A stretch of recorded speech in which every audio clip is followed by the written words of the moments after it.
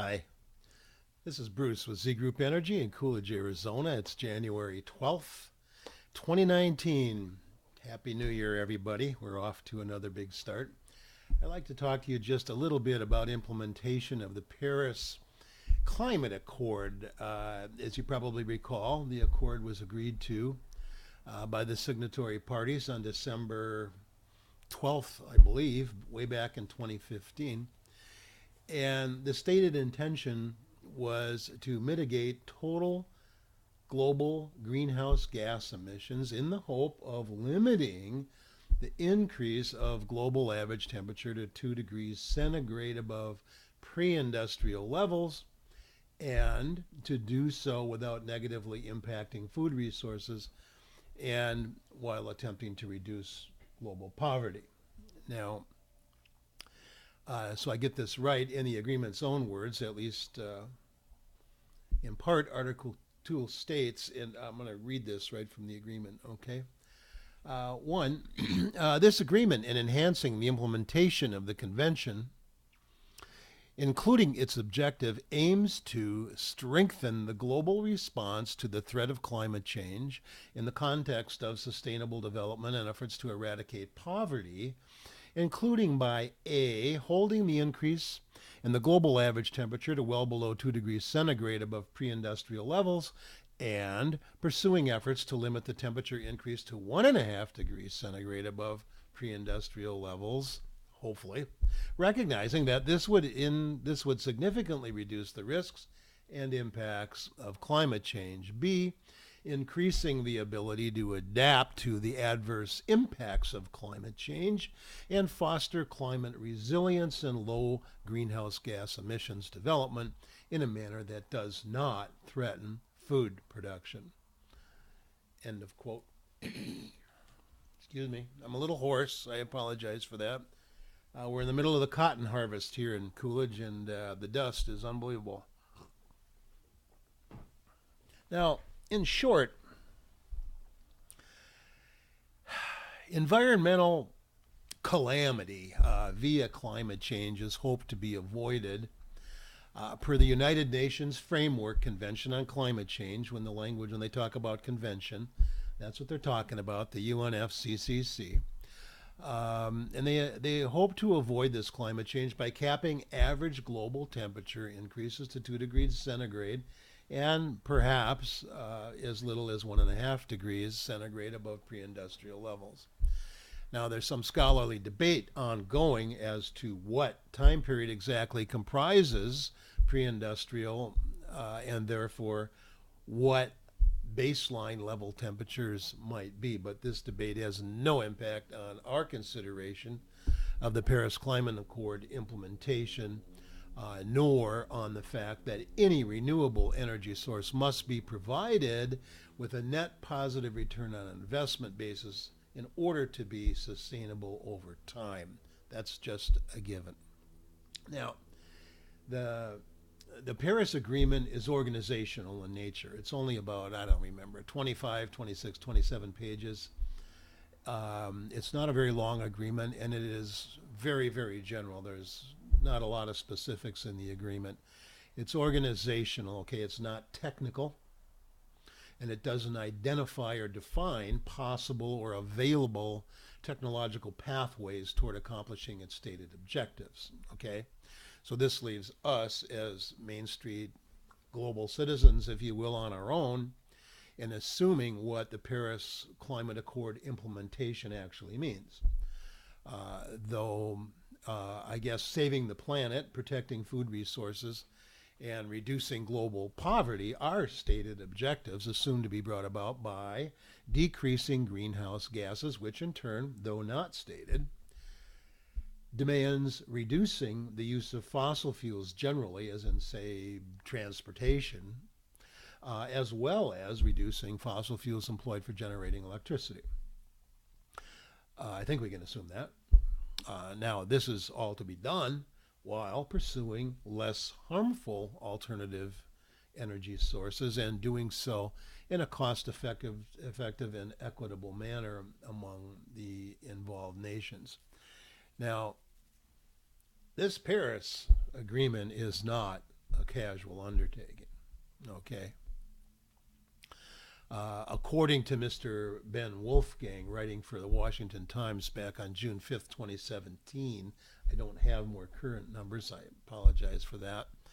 But Mr. Wolfgang tells us that UN officials estimated at that time, in June 2017, that global climate accord compliance per the Paris Agreement would require approximately $100 billion annually, increasing to about $400 billion annually by 2020.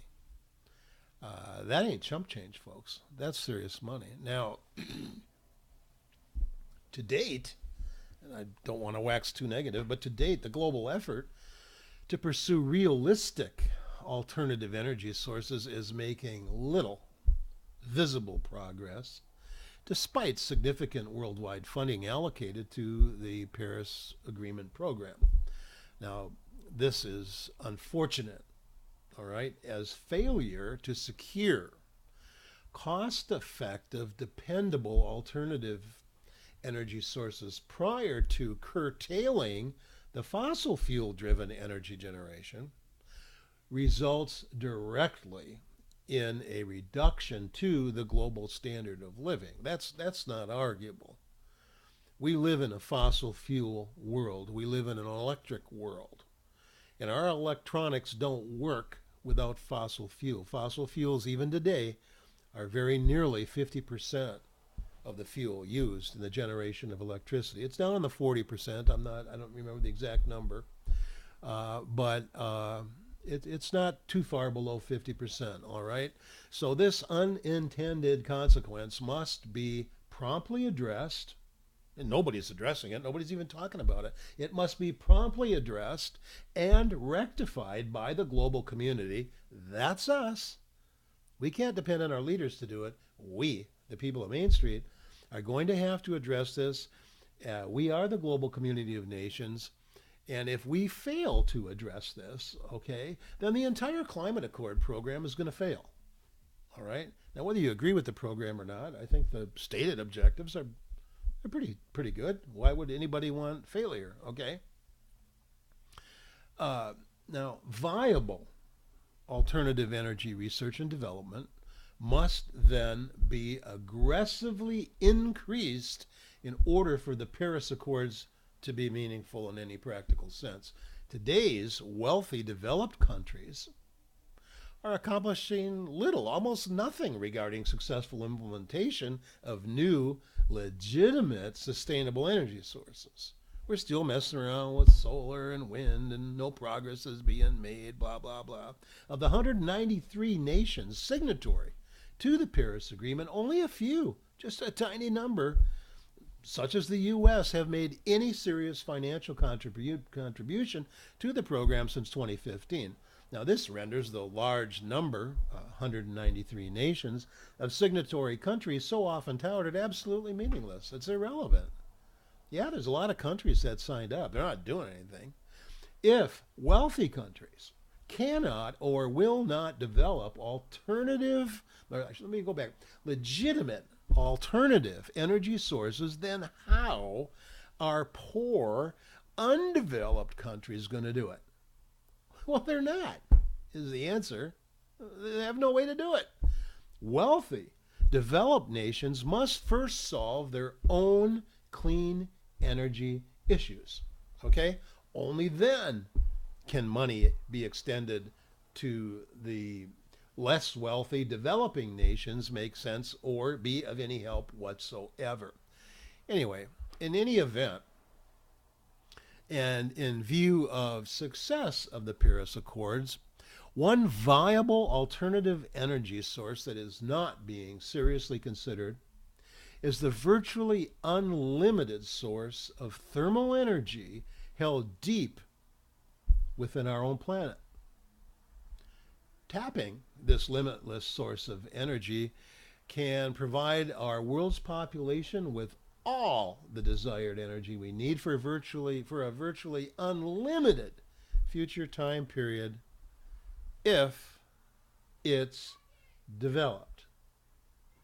And not much is being done on it.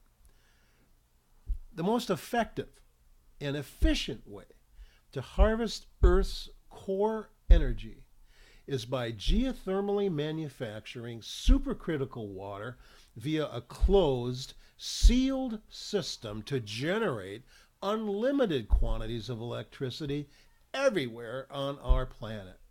This can be done cost effectively, and it can produce a net positive return on investment, so it is sustainable over time.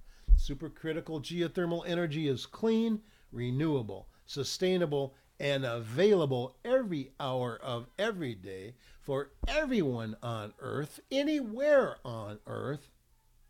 And the only environmental emission, should we choose to call it that, is clean water, H2O.